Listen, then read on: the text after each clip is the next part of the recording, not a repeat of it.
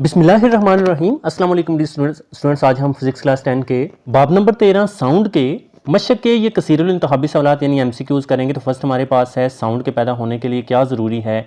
खला। जी नहीं स्टूडेंट्स, पैदा होने के लिए खला ज़रूरी नहीं है। मीडियम के पार्टिकल्स का वाइब्रेट होना, जी बिल्कुल स्टूडेंट्स, पार्टिकल्स को वाइब्रेट करना चाहिए, कोई भी मीडियम है, ठीक है, तो फिर साउंड वेव्स जो है वो पैदा होती है। सिर्फ हवा नहीं, रोशनी की वेव्स नहीं, रोशनी की वेव्स तो खैर नहीं चाहिए। सो बेसिकली साउंड को पैदा करना है हमने, तो उसके लिए मीडियम के पार्टिकल्स का वाइब्रेट करना ज़रूरी होता है। तो साउंड, कोई भी आवाज़ है वो वाइब्रेशन से पैदा होती है, ये चीज़ आपने याद रखनी है। इसी तरह से हम बोलते हैं तो हमारे गले में वोकल कॉर्ड्स होते हैं, और वोकल कॉर्ड्स वो ऐसे बड़ी तेज़ी से वाइब्रेट करती हैं, वो पट्टियाँ होती हैं, ठीक है, गले में, तो हमारी आवाज़ निकलती है गले से, ठीक है। तो ये चीज़ स्टूडेंट्स आपने याद रखनी है। आप पीछे भी देखें तो ये यहाँ पर स्टूडेंट्स देख सकते हैं, साउंड वाइब्रेट करने वाले इज्साम से पैदा होती है। ये जैसे गिटार होता है तो इसकी स्ट्रिंग्स होती हैं, तो उसको आप ऐसे करते हो तो वो ऐसे तेज़ी से वाइब्रेट करती हैं, तो आवाज़ पैदा होती है, ठीक है। तो ये स्टूडेंट्स आपने वाइब्रेशन वाली बात बस याद रखनी है, ठीक है। सो इस तरह से स्टूडेंट्स ये चीज़ आपने याद रखनी है, साउंड के पैदा होने के लिए क्या ज़रूरी है? मीडियम के पार्टिकल्स का वाइब्रेट होना, वाइब्रेशन, वाइब्रेट, ये चीज़ आपने याद रखनी है साउंड के पैदा होने के लिए। अच्छा, नेक्स्ट हमारे पास है इको क्यों पैदा होती है? साउंड वेव्स की रिफ्रैक्शन नहीं, रिफ्रैक्शन की वजह से नहीं होती, साउंड वेव्स की रिफ्लेक्शन। जी बिल्कुल। सबसे पहले देखें इको क्या होता है, जो आपको अपनी आवाज़ ही दोबारा सुनाई देती है, किसी आगे दीवार से टकरा कर फिर वापस आ जाती है, तो उसे हम इको बोलते हैं। जैसे आप किसी पहाड़ के करीब खड़े हैं तो वहाँ पर आप ताली बजाते हो या किसी को आवाज़ देते हो, तो आपकी आवाज़ जाएगी, फिर वापस आ जाएगी और आपके कानों में वो सुनाई देगी, सो हम इको या गूंज कहते हैं, ठीक है। तो गूंज या इको है। अक्सर आपने पता है ना, खाली कमरों में अगर आप बोलें तो आपकी ऐसे बिगाड़ सा पैदा होता है, आपको अपनी आवाज़ ही सुनाई देती है, तो उसे भी हम इको बोलते हैं। तो ये साउंड वेव्स की रिफ्लेक्शन की वजह से है, ठीक है। तो मतलब ये कि आप यहाँ खड़े हो ना, यहाँ से, और ये आगे दीवार है या पहाड़ है, कोई भी चीज़ है, तो यहाँ से आप बोले हो तो साउंड वेव गई है, टकरा कर वापस आई है आपके कानों में, तो ये इको है। तो ये असल में रिफ्लेक्शन होती है। रिफ्लेक्शन का मतलब क्या है? जब कोई भी वेव्स या साउंड वेव्स हैं वो एक मीडियम की दीवार से टकराते हैं तो वापस पहले मीडियम में आ जाते हैं, इसे हम रिफ्लेक्शन बोलते हैं, ठीक है। तो ये देख लें स्टूडेंट्स, साउंड की रिफ्लेक्शन, इको, इस हेडिंग से भी आपको पता चल जाएगा, ठीक है। तो साउंड की रिफ्लेक्शन या इको कहते हैं। तो वही चीज़ कि आपने यहाँ से ताली बजाई है, आवाज़ गई है, टकरा कर आपके कानों पर आई, तो आपको अपनी ताली की आवाज़ ही दोबारा सुनाई दी गई है, तो इसको हम इको या गूंज या रिफ्लेक्शन बोलते हैं, ठीक है। सो ये चीज़ आपने याद रखनी है। सो के स्टूडेंट्स, इको क्यों पैदा होती है? साउंड वेव्स की रिफ्लेक्शन से, यानी कि मीडियम की दीवार से टकराकर वापस पहले मीडियम में आ जाना, इसे हम रिफ्लेक्शन बोलते हैं। लॉन्गिट्यूडनल वेव की एक मिसाल है रोशनी की वेव्स। अच्छा, ये देखें स्टूडेंट्स, सबसे पहले ना ये देखें लॉन्गिट्यूडनल वेव्स और जो ट्रांसफर वेव्स हैं वो क्या होती हैं। लॉन्गिट्यूडनल वेव्स रोशनी की वेव्स हैं ना, तो रोशनी की वेव्स हैं वो ऐसे होती हैं, मतलब उनके क्रस्ट और ट्रफ बनते हैं। पानी की वेव्स भी आपको पता है ऐसे ऐसे होती हैं, ठीक है। साउंड वेव्स, जी बिल्कुल स्टूडेंट, साउंड वेव्स में ये कंप्रेशन बनते हैं, ये रेयरफैक्शन बनते हैं, फिर आगे कंप्रेशन बनते हैं, तो उसमें ऐसे ऐसे होती है। और रेडियो वेव्स भी ट्रांसफर वेव्स होती हैं ये। तो ये चीज़ आपने याद रखनी है, जो हमारी साउंड वेव्स होती है ना, ये जिधर वेव जा रही है उसके मतवाजी पार्टिकल्स की मूवमेंट होती है या वाइब्रेशन होती है, अमूदन नहीं होती, इन तीनों की अमूदन होती है, तो ये ट्रांसफर वेव्स बन जाती हैं। तो साउंड वेव्स की लॉन्गिट्यूडनल नेचर होती है, ठीक है, वो इस तरह से होती है, कंप्रेशन, रेयरफैक्शन, कंप्रेशन। इसके क्रस्ट ट्रफ होते हैं, ठीक है, पता है ना, ये वाले ऊपर वाले क्रस्ट होते हैं, नीचे वाले ट्रफ होते हैं, ठीक है। तो चलें आप पीछे से भी मैं आपको बताता हूं। तो ये देख लें स्टूडेंट्स, इस हेडिंग में पेज नंबर 46 पर आप आएंगे तो इधर से भी आपको पता चल जाएगा कि साउंड वेव्स की लॉन्गिट्यूडनल नौयत होती है। इसमें कंप्रेशन, रेयरफैक्शन, कंप्रेशन होते हैं, तो इसमें पार्टिकल्स की मूवमेंट ऐसे होती है और वेव्स भी आगे जा रही होती है। इसमें ऊपर नीचे मूवमेंट नहीं होती साउंड में, ठीक है, पार्टिकल्स की।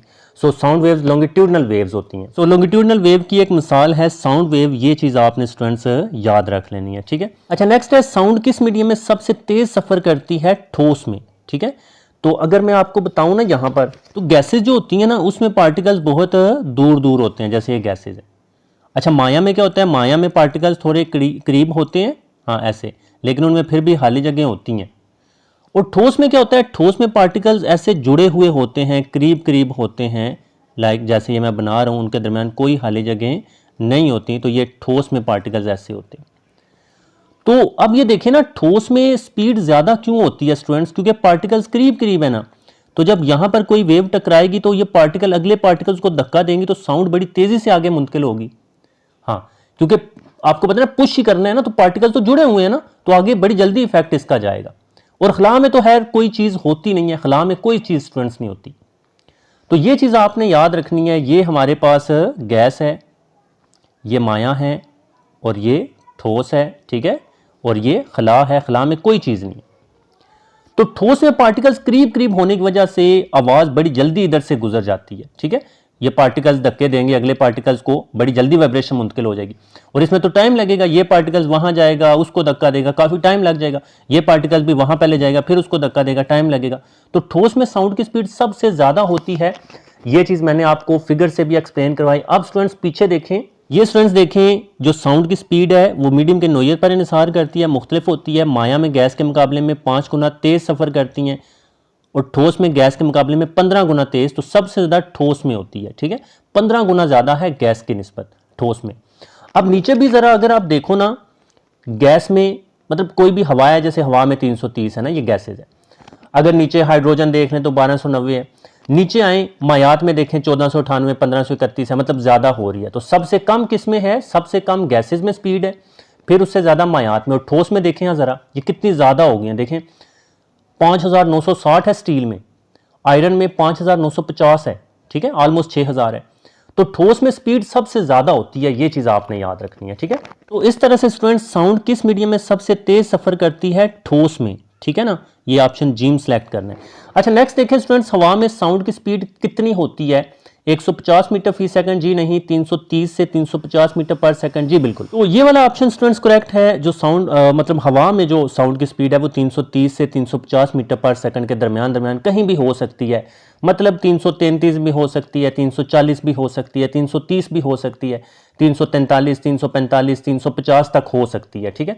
तो ये मैं पीछे से भी आपको बताता हूँ। तो ये देखें ना, हवा में 0 डिग्री सेल्सियस पर 330 होगी, 25 डिग्री सेल्सियस पर 346 होगी, जैसे टेम्परेचर ज़्यादा होगा थोड़ी ज़्यादा हो जाएगी, और 100 डिग्री सेल्सियस पर 391 हो जाएगी। बट 100 डिग्री सेल्सियस नॉर्मल हालात में ज़मीन पर टेम्परेचर होता नहीं है, तो इसको हम कंसीडर नहीं करेंगे आम हालात में।